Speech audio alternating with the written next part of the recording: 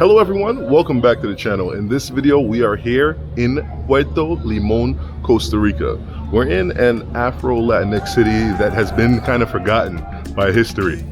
Let's enjoy it, let's see what's up. Here we go.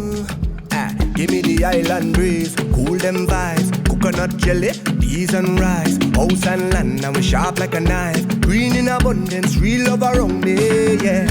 You want to know where we coming from? Say you want come look for me, yeah. If you're willing to have some fun, I could keep you company. Move that way, come girl, blunder right by me. Squeeze that tight, make it trip down there. Neighbor, oh, yes, you kindly. Miss Jolie, know your mango sweet, so Jolie, know your mango sweet. Tell me how it ripe and sweet. Now what makes this city interesting is that the population is some blend of Afro-Caribbean as well as Mestizo. Now, why did the Afro-Caribbean, mainly Jamaicans, come here? Well, during the 1830s, after slavery had ended in Jamaica, there was a large workforce, a lot of folks milling about and looking for some sort of economic opportunity. And in the late 1800s, leading off into the latter 1900s, in came corporations like the United Fruit Company, which dragged folks from the Caribbean into Central and Southern America. Here in Costa Rica, around the 1800s, middle 1800s, so 1850, leading out to about 1900, coffee was the main export. Now, the Afro-Caribbean migrants that came here actually worked to connect Costa Rica's coffee to the global market. Now, how did they do that? They built a railroad through treacherous terrain, through the interior, leading out to the Atlantic Ocean, the Atlantic coast here. And they also built a port which allowed goods to easily get to Europe as well as the United States and other markets. And after the railroads went through some financial crisis as well as the port jobs being less numerous, right, that's where Afro-Caribbean workers actually started engaging in the agricultural industry, bananas, plantains, etc.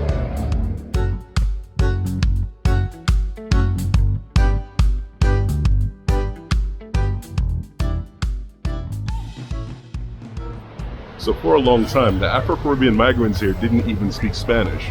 The reason being was many of them were confined to Limón province and they were interacting with mainly just other Jamaicans. They were going to schools with teachers that were also Jamaican. So for that reason, many of them were able to keep their culture strong. There was actually a law on the books until 1949 that prevented Afro-Caribbean migrants from leaving Limón province. So they're essentially a prisoner in their own nation. At this point, Limón has a very blended population. You might have an individual that appears to be Blanquito or light-skinned, but they have an Afro-Jamaican, Afro-Costa Rican grandparent. So how are they doing today?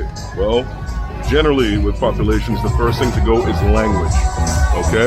Language and then food. For an example, you can look at Puerto Ricans in New York, right? They can't speak Spanish, but their arroz and guandules is on point. Although Afro-Caribbean by ancestry, this goddess struggles to speak English. I'm sorry, do you speak English? Oh yeah, my brother. Yeah. You know if there's any Caribbean restaurants close by? Like fried fish and rice and peas and things? Maybe you can go buy soil patty. Despite being in Costa Rica, this population still has a taste for Caribbean food. Caribbean food is infectious. Even the non-Caribbean folks here love it. We'll try in a second. His Creole or Patois is identical to that spoken in Colón, Panama, just without the Bayesian influence. And that's all. Respect the boss. Yeah, man. So they passed the language test. Let's see if they pass the food test.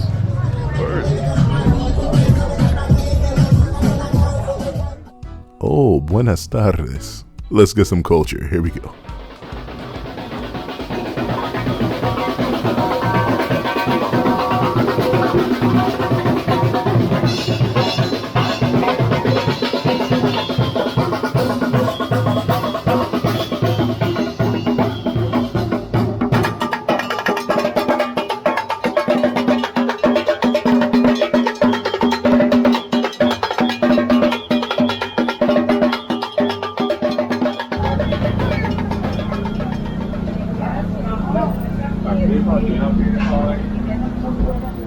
So even in the music, right, you still hear that dancehall influence. You do have a lot of folks, a lot of Latinos here that maybe don't have that Afro-Caribbean ancestry. However, they're still influenced by the Afro-Caribbean folks that are here. It's not the one.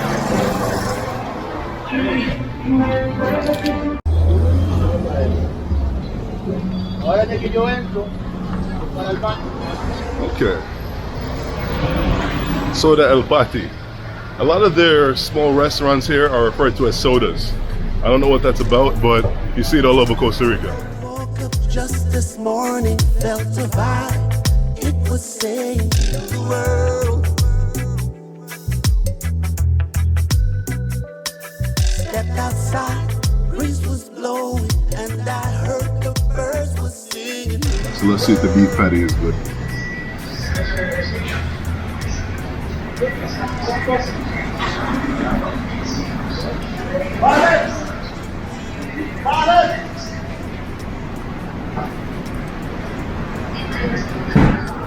It's good. The filling is good, but the crust could use some work. It's a little bit too. It's a little too crusty, if you will. It's not. It doesn't have that flake that you want it to have. And if you're gonna go like a heavy crust, at least allow the filling to sort of get right in behind that. There's a lot of section here that doesn't have any filling behind it, but otherwise, it's actually pretty good.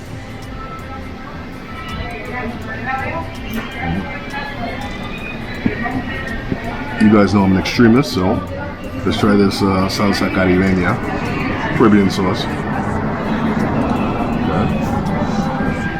Definitely Scotch bonnet or habanero based.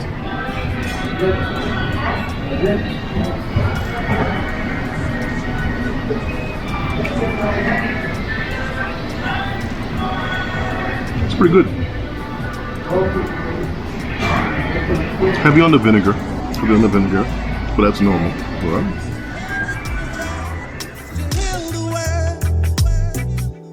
So can you help me to put a little crown in? In smelling this, I'm getting a little bit nervous. Okay.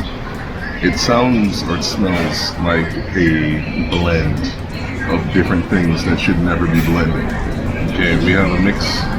It smells like a mix of curry chicken with stewed chicken, with jerk chicken, like all those flavors mixed on the same piece of chicken. That should never happen, ever. Let's see.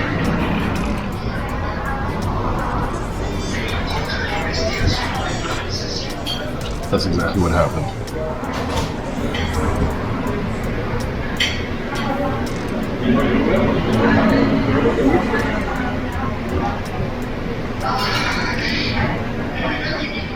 That is definitely a bridge too far from me. Not lying. Well, at the very least, the sorrel is good. Sorrel is a ginger hibiscus sweetened drink. Many folks in Latin America drink something similar to it, and they refer to it as agua de Jamaica. So moving into the modern era, the railroad, of course, fell as it became more economical to ship goods by a truck. Limón took advantage of its weather advantage that it has over other areas, and they actually diversified, right? So they got into the tourism game.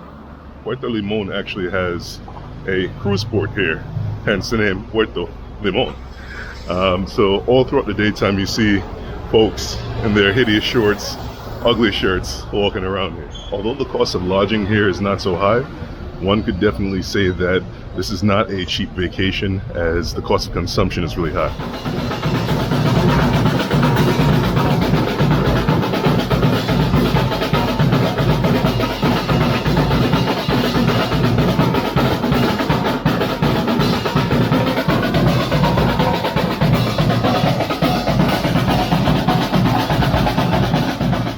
They told me this city was dangerous.